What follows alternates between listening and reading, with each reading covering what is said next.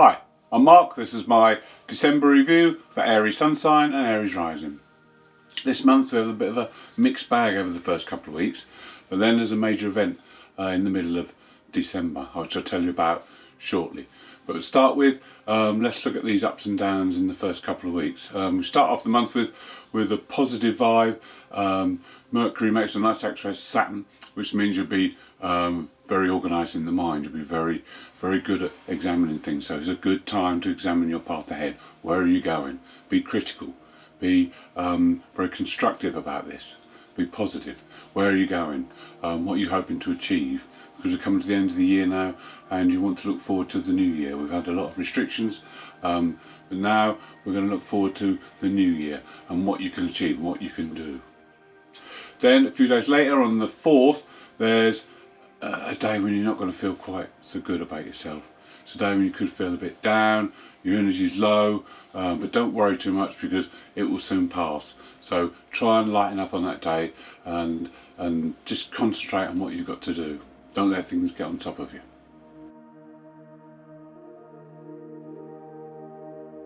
On the 5th, it's one of those days where dreams are happening. Could be daydreams, could be illusions happening here.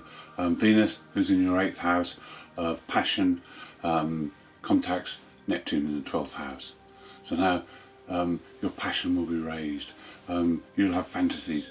It could be that you meet someone on a day like this, but if you do, it could either be a soulmate or it could be total illusion.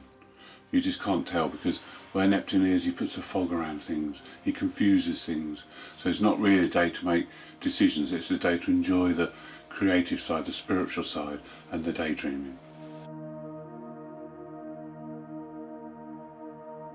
The ups and downs continue. On the 9th, you're going to feel down. You're going to feel very lethargic, not really interested in doing much, and it's probably a good idea just to take some time out that day. The 9th isn't a good day because you've got the Sun square Neptune. But on the next day, the 10th, your energy comes back with a boom because then you've got the Sun making a positive aspect to Mars. Mars is in your 1st house. This is where you get all your drive and energy from. And on the 10th, this is going to last for 3 days. So this is a time to get things finished. If you've got projects or work to do, get cracking on it now. You've got 3 days of intense energy. And that's the idea, is to harness that. The idea is to use that energy and use it wisely. Leading up to mid-month, we have 2 fantastic aspects where you can make the most of this, Aries. This is a good time for you. You have Mars, your ruler, who's in your 1st house and in your sign of Aries, who makes a lovely aspect to the North Node. And this is a very powerful point. This is when you can turn your attention 100% to what it is you need to do, what it is you want. Venus is also making a positive aspect to Pluto. So this is adding desire and passion to your drive of Mars. So this is a time when you need to just be brave and go out and do it. Don't take notice what anyone else says, ignore others' views. You do exactly what you want. On the 13th, mid-month, we have the event I was telling you about earlier. This is a major event because we have Jupiter and Saturn coming together, and together they are going to walk us into Aquarius. Now to me, that marks the official starting of the age of Aquarius. We're now fully in the age of Aquarius. The age of Pisces has been slipping away gradually. There's usually a 50-year changeover period, and when Neptune leaves Pisces in a few years' time, that will be the complete end of the Pisces era. So Jupiter and Saturn are walking us into the age of Aquarius officially, hand in hand. And what does this mean for us? Well, there'll be global change. There'll be a lot of change. There'll be personal change. There'll be enlightenment. Aquarius is about inventiveness. So there'll be new inventions. There'll be new forms of communication, new ways of being. Saturn is about testing, planning. It's about structure. So we need to make the changes within the existing structure so that there's not too much chaos. You can't just have change for the sake of change. There has to be tried and tested and put into place. But this is an exciting time, and these 2 giants are going to take us into a 200-year cycle of air. So the air element will be very, very important, and the air sign Aquarius will be very, very important. On the 14th, there's a solar eclipse.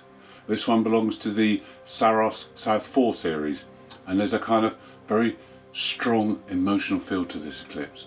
This really does stir up the emotions. There's quite a fated feel to it as well, so you can expect changes coming with this.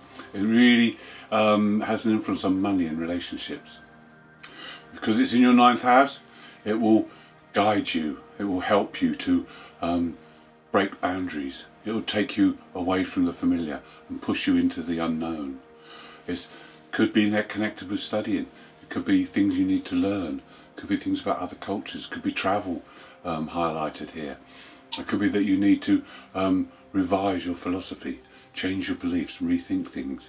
But you will be gently pushed and guided in the right direction by this eclipse.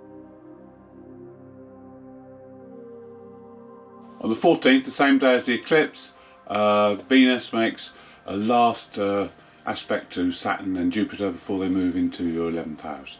So this is in the 10th house of destiny, so there's time now to have some last minute thoughts about what you desire for the future.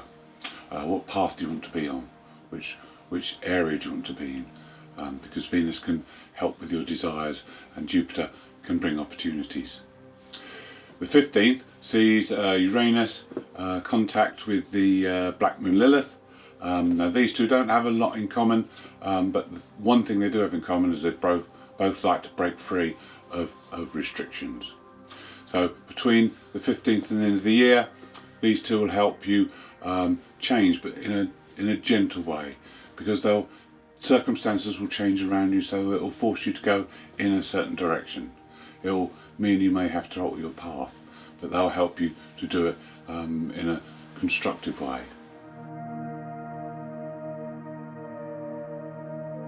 Then on the 18th, Saturn moves into your 11th house, the sign of Aquarius. Now in the 11th house, this is all about your ideals. So you will be put under the test now. Saturn puts everything under the test, and your ideals, your dreams have to stand up to proper scrutiny now. It's no good having them too airy-fairy or too unrealistic, because Saturn will demand that you examine them now. Saturn also wants more knowledge, more information in Aquarius.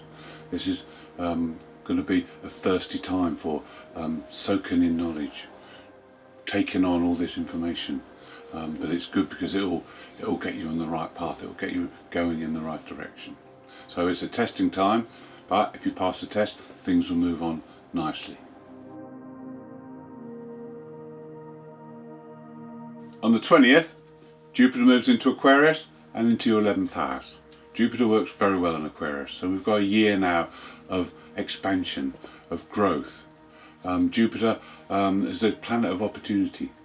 Your 11th house is about group involvement, so there'll be opportunities within group situations. Also it's about goals, your dreams, so these will receive a boost from Jupiter as well. There'll be opportunities come up for you to fulfill your dreams during the next year. Then on the 21st, you've got a difficult aspect because Mars, your ruler, squares Pluto. And Mars-Pluto can be very explosive. It's very high energy. If you can channel it correctly, then you can get a lot done. And you can go fast forward. But if the energy's not in tune with you, or you're not in the right place at the right time, then difficulties could happen. You could find that you have power struggles with people. You could find that there's anger come up. You could find that there are accidents, and this is because the energy isn't working correctly. It's not being channeled right. So if you haven't got anything to put that energy into, make sure you do something to offset that. Maybe some exercise, so that the energy isn't bubbling up within and that it's expressed correctly. On the 22nd, the Sun and Mercury both move into Capricorn and your 10th house. 10th house of destiny and career, your path forward. It's now time to really get things done. Then on the 25th, there's an opportunity now to shed new light on an old problem. This could be something whereby it's been hanging around a while, but the Sun will shine a new light on this, and you'll be able to see things in a different way and maybe resolve these past issues.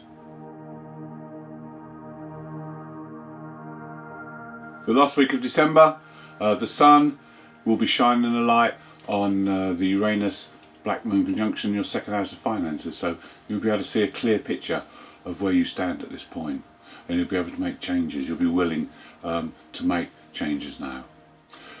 The last few days, Venus is active, and this will allow you to relax and chill out. It'll be quite a dreamy, imaginative time, so just enjoy that and take a few days rest. Thank you for watching. Hope you enjoyed. If you'd like to see more, please subscribe, and let's all hope 2021 is a great year for us all.